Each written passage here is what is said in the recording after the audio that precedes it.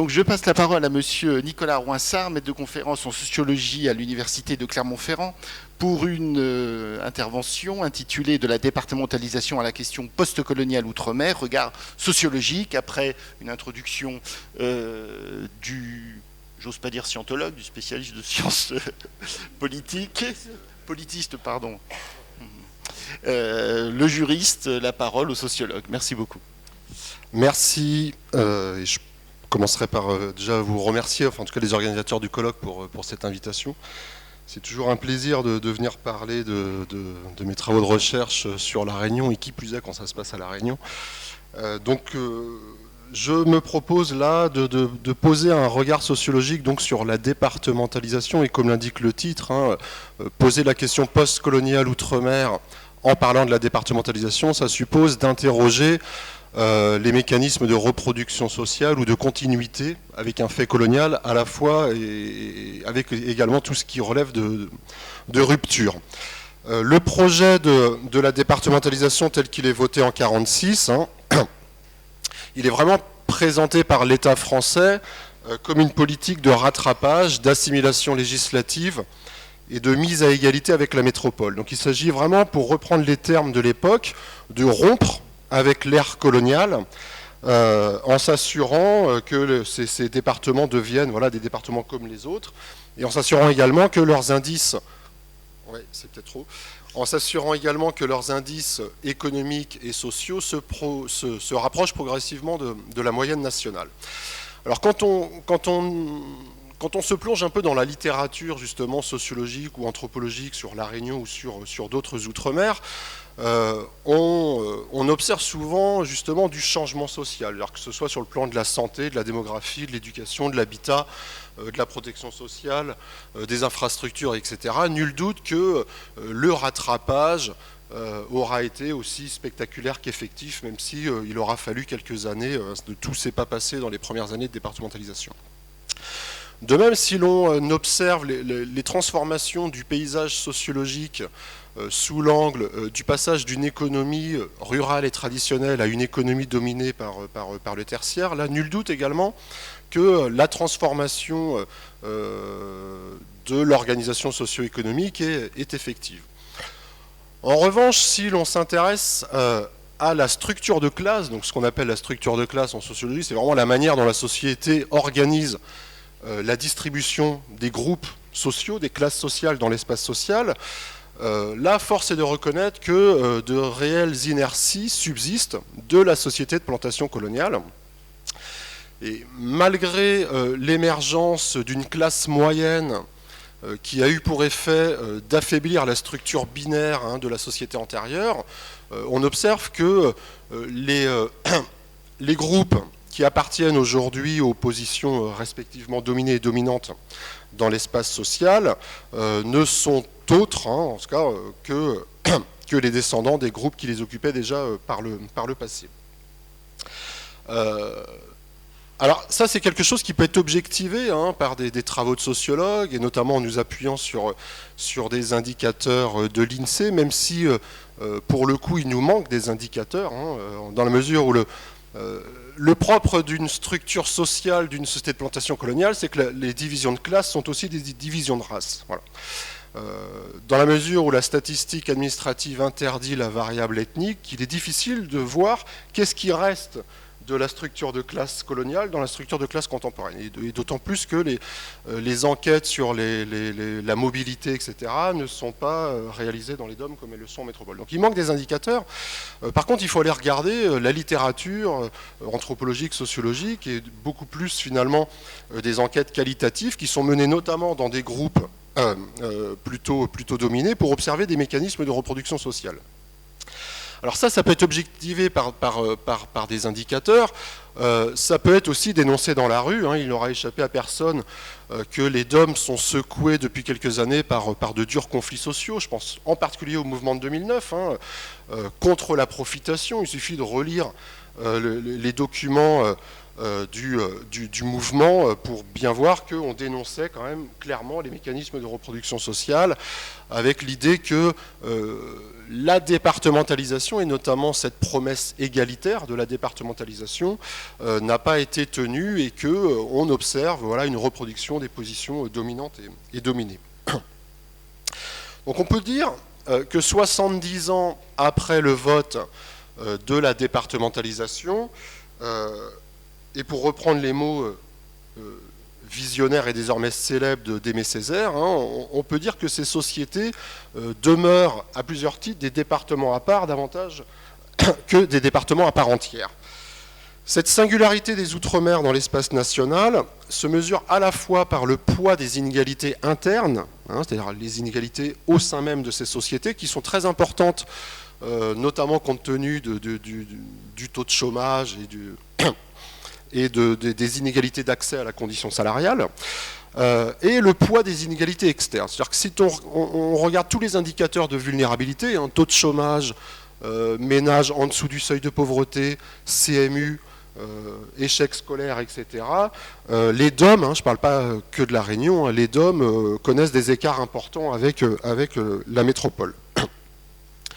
Donc là, en m'appuyant plus précisément sur le cas de la Réunion, puisque c'est là que j'ai mené l'essentiel de mes travaux, un petit peu sur Mayotte à présent, mais on aura peut-être l'occasion plus d'en discuter dans le cas des échanges. Je m'efforcerai donc de discuter les limites de la promesse égalitaire de la départementalisation outre-mer au prisme d'une analyse de la pauvreté, des inégalités et des mécanismes de reproduction sociale qui y président. Et dit autrement, comme l'indique le titre de la communication, il s'agit de traiter de la départementalisation sous l'angle donc de la question post-coloniale outre-mer, une question, ou en tout cas une sociologie qui reste largement à construire.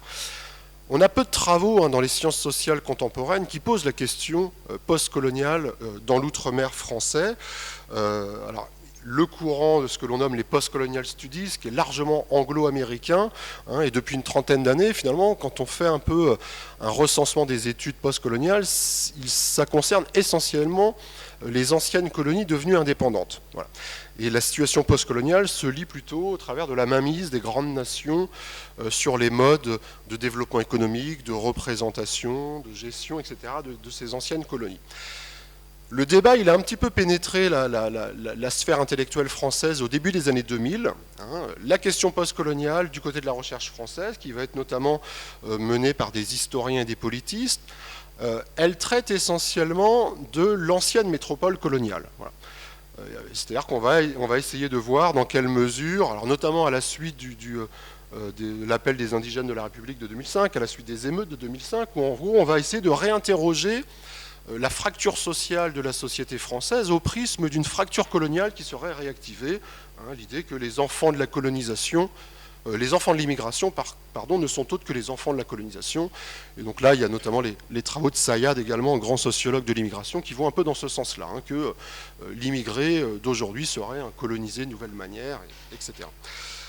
Donc on a très peu de travaux sur l'outre-mer, et je m'étais amusé, pareil, à recenser, c'est-à-dire que sur les années 2006-2007, il y a pas loin de 7 revues qui ont proposé des numéros thématiques sur la question postcoloniale. Ça faisait plus de 70 articles, dont seulement 4 traitaient de la question postcoloniale outre-mer. Voilà.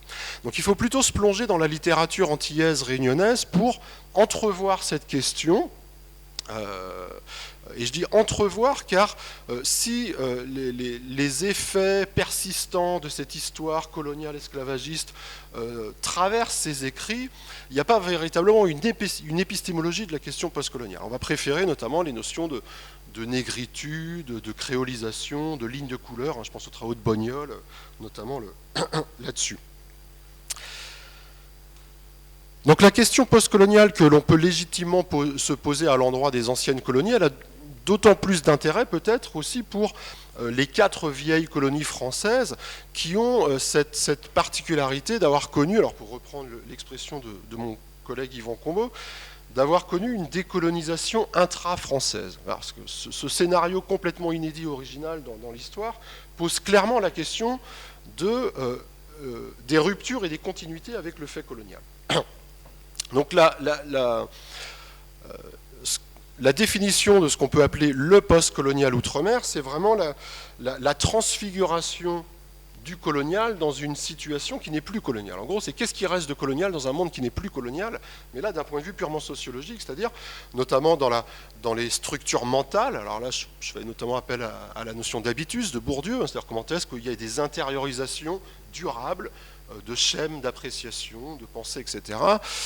Donc structure mentale, dans les structures sociales, c'est un peu ce dont je vais parler là dans la deuxième partie de la communication, c'est-à-dire que ok, la société réunionnaise notamment a beaucoup bougé en l'espace de 70 ans, mais quand on regarde finalement la distribution des groupes sociaux, quelles sont les lignes d'inertie dans tout ce changement social, dans les structures politiques, hein, c'est-à-dire qu'on a les aléas de l'égalité sociale, là c'est le mouvement social en ce moment à Mayotte qui réclame l'égalité sociale, mais il faut bien savoir que dans les 4 autres DOM, l'égalité sociale, elle a véritablement été obtenue au début des années 2000. Quand on regarde les prestations sociales, familiales, etc., il a fallu 50 ans pour que l'égalité sociale soit véritablement acquise. Dans les structures économiques, c'est-à-dire qu'il y a encore des résurgences de ce qu'on appelait le pacte colonial dans les échanges commerciaux. Vous regardez les échanges commerciaux des DOM, c'est quand même très franco-français. Et puis dans les structures symboliques, c'est-à-dire voilà, langage, représentation, expression mémorielle, etc., etc. Donc là, je vais vraiment aborder cette question postcoloniale au prisme d'une analyse de la structure de classe contemporaine à La Réunion, mais qui nécessite de faire un petit tour rapide quand même, et à grands traits, des 70 ans de départementalisation outre-mer. En 1946, les premières mesures de mise à égalité, de développement, de rattrapage concernent essentiellement, ce sont essentiellement des mesures matérielles, c'est-à-dire ça va être les hôpitaux, les routes, l'électrification, etc. Il faut vraiment attendre les années 60-70 pour qu'il y ait toute une série de mesures susceptibles de modifier la structure sociale. Je pense en particulier à la réforme foncière, aux politiques éducatives, à la protection sociale, qui vont petit à petit être en mesure peut-être voilà, de changer un peu la distribution des groupes sociaux. Donc les années 60-70 sont vraiment marquées par un triple mouvement social. Tout d'abord le déclin des emplois ruraux, c'est-à-dire qu'en l'espace d'une génération, l'agriculture est vraiment passée d'une position dominante dans l'économie locale à une position tout à fait mineure. On a 43% de la population active qui est dans l'agriculture en 61 contre 7% en 90.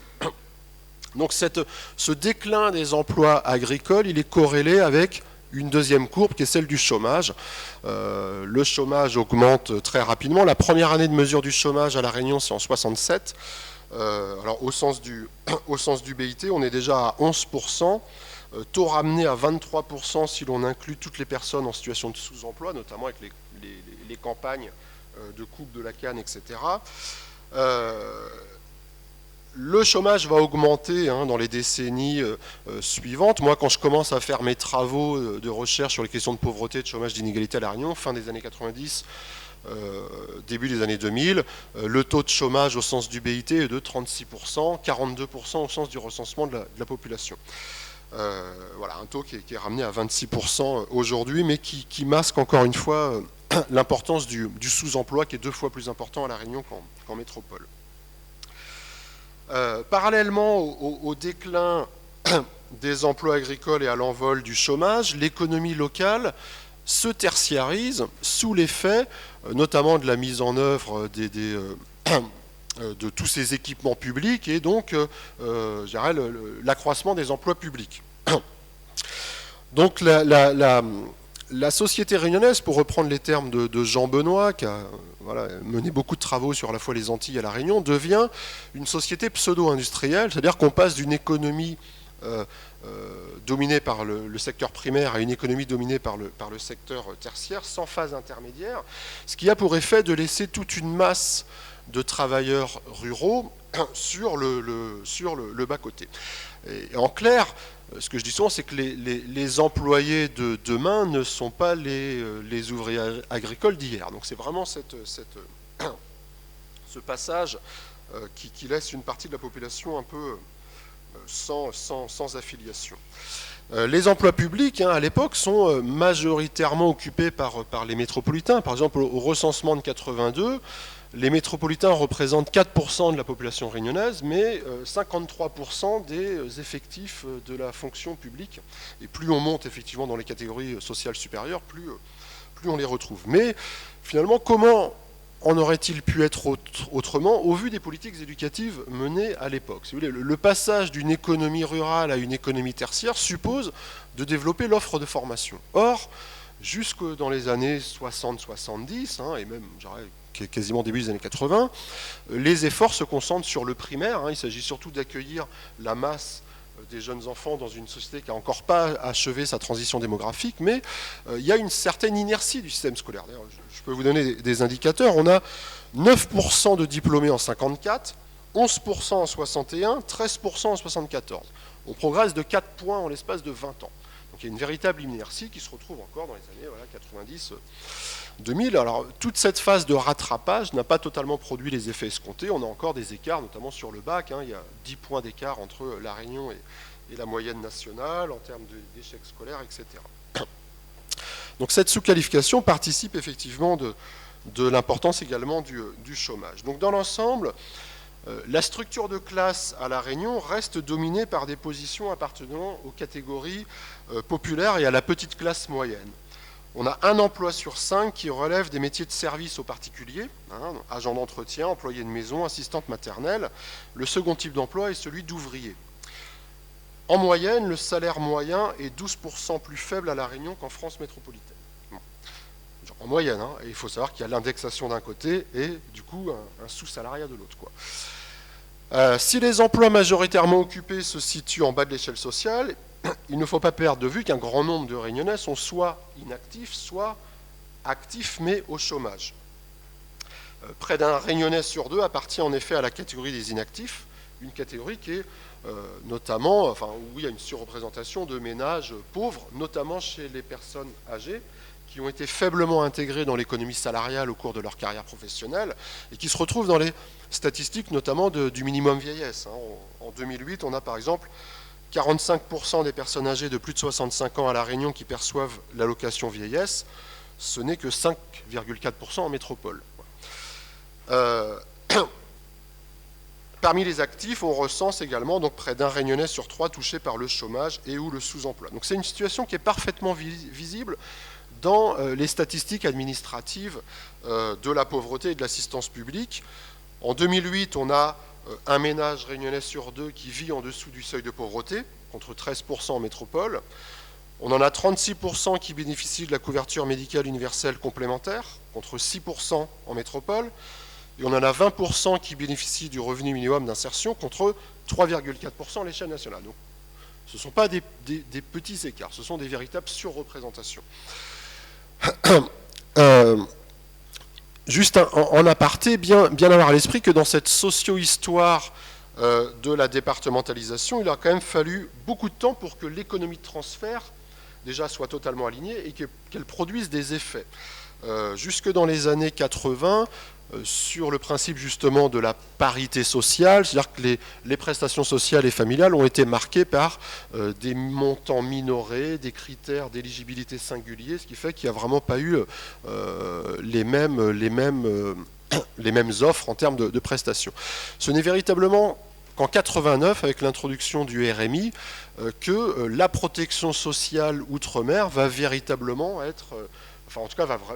connaître une avancée majeure. À La Réunion, c'est un ménage sur 2 qui fait la demande de RMI en 89, c'est un ménage sur 4 qui en est bénéficiaire à la fin de l'année. Donc c'est vraiment une composante importante de l'économie des pauvres à La Réunion.